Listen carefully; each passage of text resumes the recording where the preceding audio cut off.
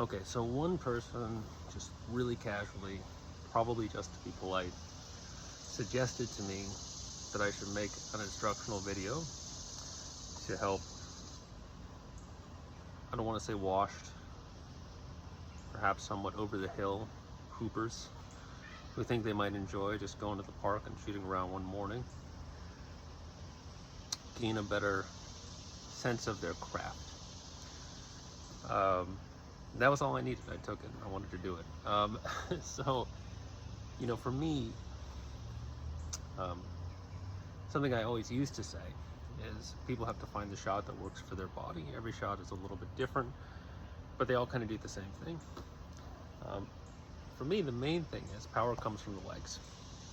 And this is for two reasons. One is that the legs are stronger than the arm. But the other is a good shot and a repeatable shot is really kind of soft at the top. There's a lot of touch to it. And for that to be possible, there can't be a lot of straining up here. So it comes down there. So a lot of things that I do and work on to try to shoot better are things that minimize the disruption of energy moving from the legs up to the hands. So the first thing is I try to pick it up high. When I pick up the ball, it's already up here. I'm ready to shoot. Because the longer the path is, going up from here to here, the more possibility there is of it, especially if you're running a little bit, if you're moving a little bit, moving around, going different places, and you're losing energy. Another really important thing is I tuck my elbow in. That means the energy stays internal. It keeps going up. If it's like this, then you're kind of going off to the side. It doesn't work that well. Tucking the elbow in, very important. You start with your knee bend. I'll back up just a little bit so you can see your knees always go down, they go up. So right now we're here. All right. When I pick up the ball, it's already on my fingertips. That's really important. And that's because if you're fumbling the ball, when you're bringing it up to here, you're also losing power and energy. The odds are pretty high it's going to come off the wrong part of your hand. If it's already here, then all that happens is that this moves to here, smooth its transition. A lot of people do what's called loading the wrist, which is basically just going like this to add tension, which adds strength. Before they bring it up, I don't. So a real key for me is I don't bring the ball back towards my face when it's up here. If you watch my videos, it looks like I do. What it looks like I do, because what's actually happening is, as the ball is going up, the wrist loads.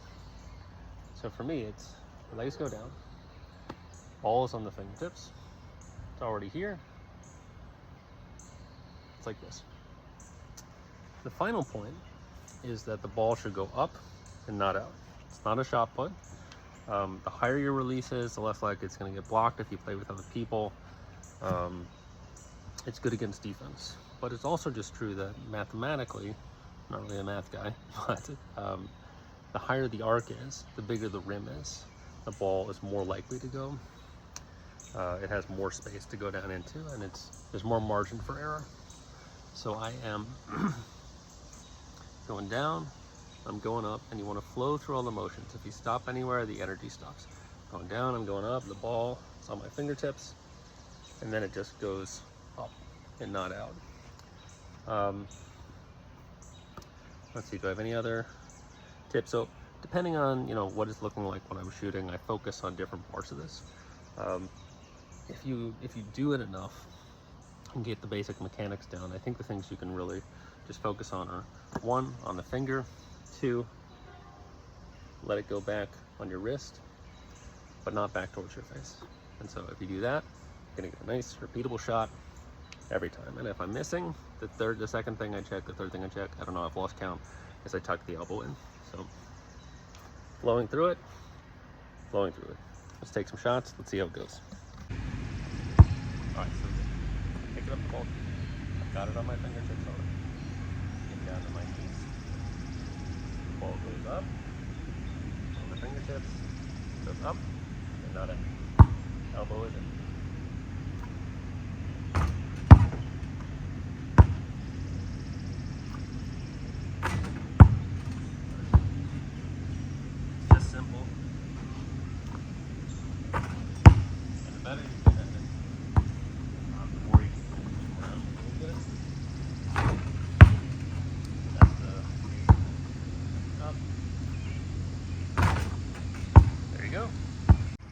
one more thing here is that if you want to shoot from deep, and you know, who doesn't, it shouldn't feel like more of a strain up top.